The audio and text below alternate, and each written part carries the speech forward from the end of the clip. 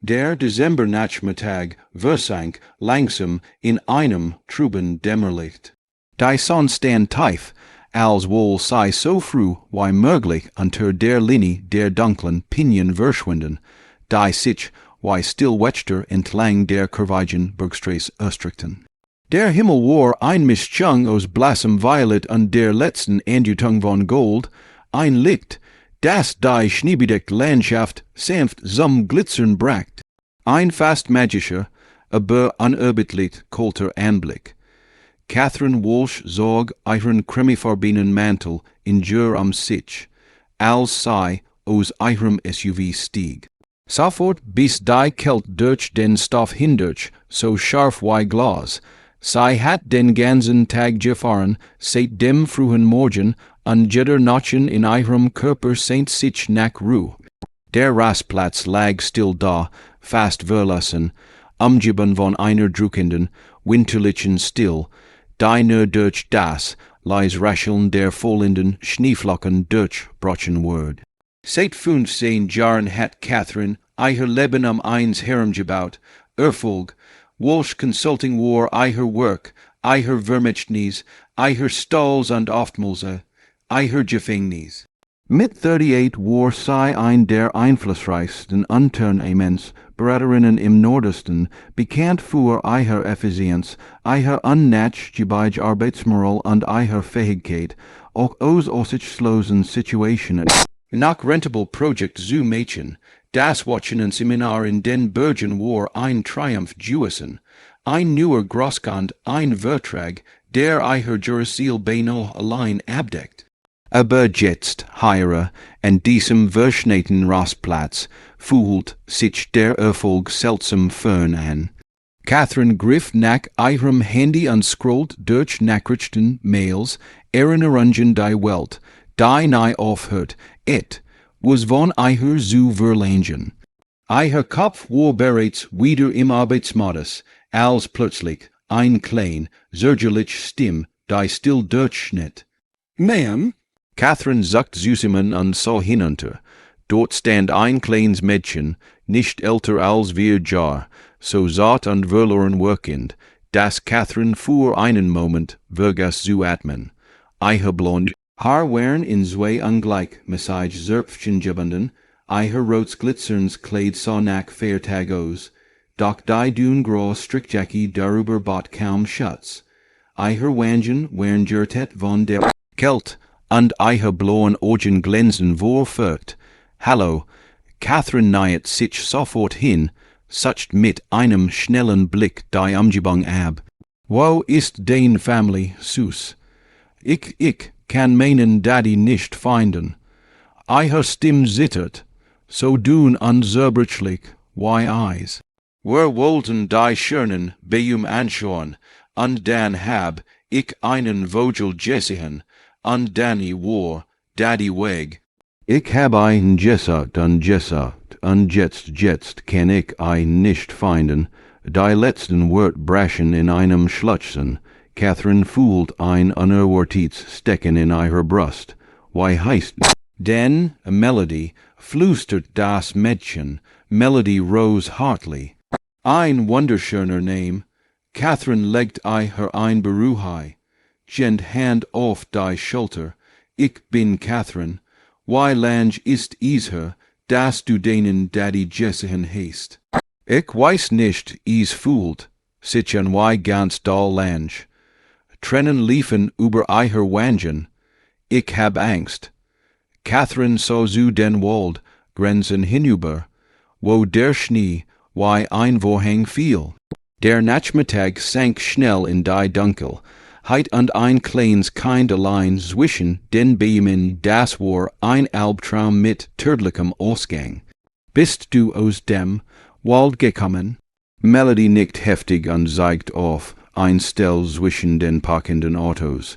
Wir waren da drüben, Daddy hat gesagt, wir können ein bisschen laufen.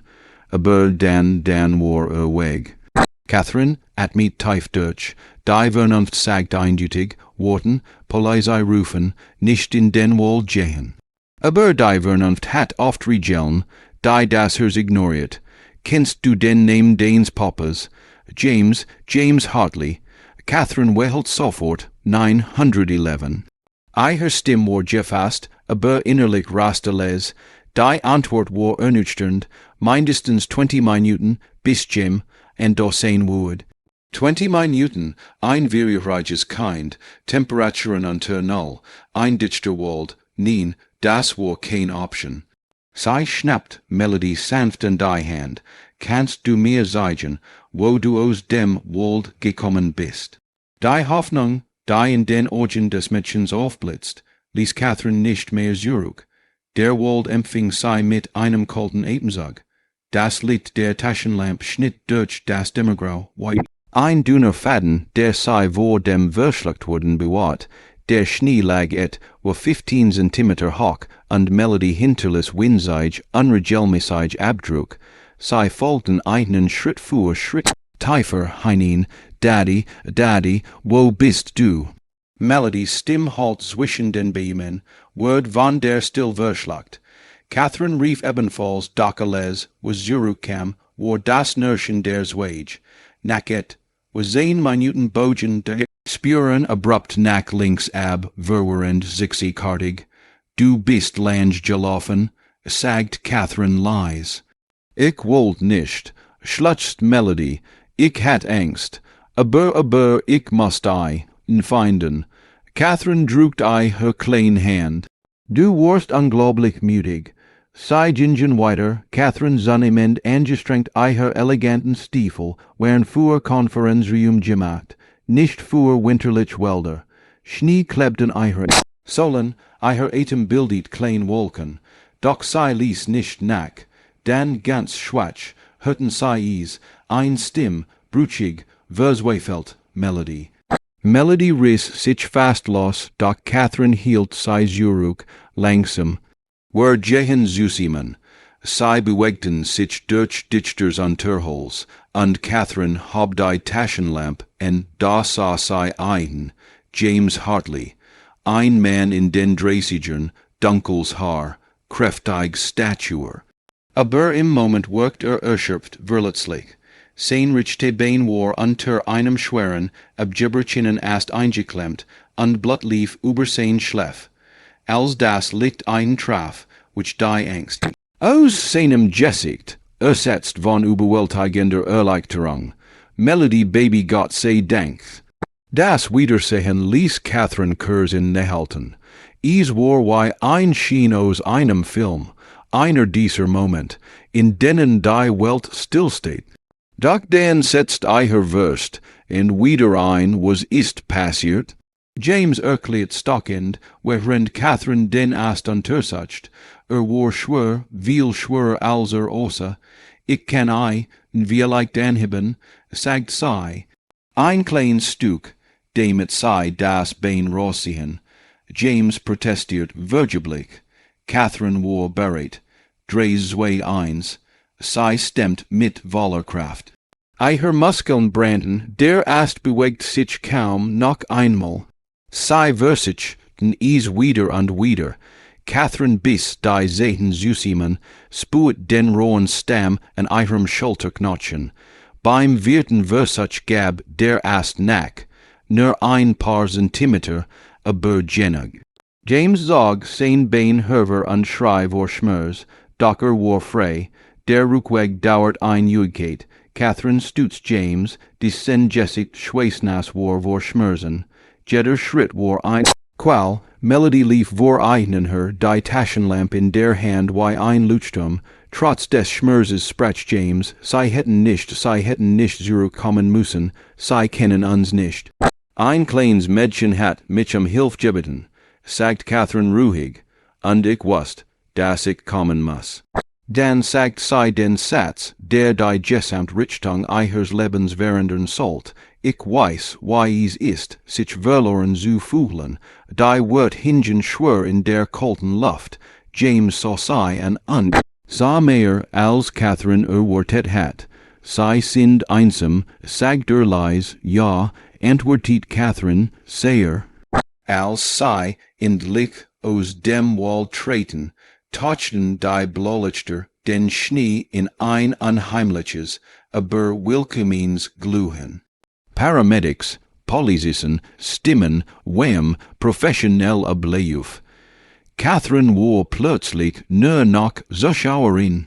Erschöpft durch die Gefroren, doch ihr Gedenken kreisen weiter die zwei Menschen, die gerät auf einer Trage in den Rettungswegen geschoben wurden. Kers bever die Tourensuingen, rief James nach ihr, bitt ich broch ihr Nummer. Ich muss mich bedanken.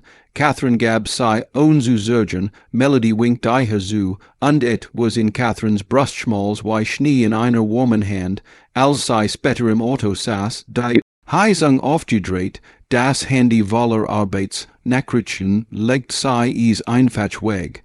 Zum ersten Mal seit Jahren war Arbeit nicht das Wichtigste. Der Frost auf den Autos begann langsam zu schmelzen. Als die ersten Sonnenstrahlen über die Dächer glitten. Doch die Wärme erreicht das Haus nicht, in dem die Spannung inzwischen beinahe greifbar geworden war. Jeder ebenso fühlt sich schwer an, als würde die Luft selbst den kommenden Sturm spüren. Drinnen herrscht ein Still, die so dicht war, dass selbst das leise Ticken der Wanderer wie ein unerwünscht Gericht erschien. Niem en sprach. Niem en wagt dies. Der Hauptvorfall hing wie ein Dunkelwolk über allem unausgesprochen, aber allgegenwärtig. Stand am Fenster, die Hand angespannt auf der Fensterbank, während sein Blick Zielos über die Straße wandert, die Gedanken rasten, Bilder, Wort, der Moment, der alles verändert hat. Immer und immer wieder lief vor seinem inneren Auge ab jedes Detail, jede Nuance. Jede Regung, hinter ihm hört ihr Schritt, zögerlich, vorsichtig, fast so, als wäre sei sich nicht sicher, ob sei überhaupt näher kommen dürft. Die beiden hatten seit Stunden nicht mehr richtig miteinander gesprochen, nur einzelne Sätze, die mehr wie Fragment klangen als wirklich Kommunikation. Wir müssen urgent wann darüber reden, sagt sei leise, kaum mehr als ein Horch. Schloss die Augen, nicht aus Wort, nicht aus Ebelnung, sondern weil die Wort ihnen et was erinnerten, vor dem sich seit dem Morgen druckt, die Wahrheit auszusprechen, so klar, wie sei war. Ich weiß, murmelte sich umzudrehen, hen, sei wortet, vielleicht auf ein Bewegung, ein Zeichen, etwas, doch stattdessen blieb still.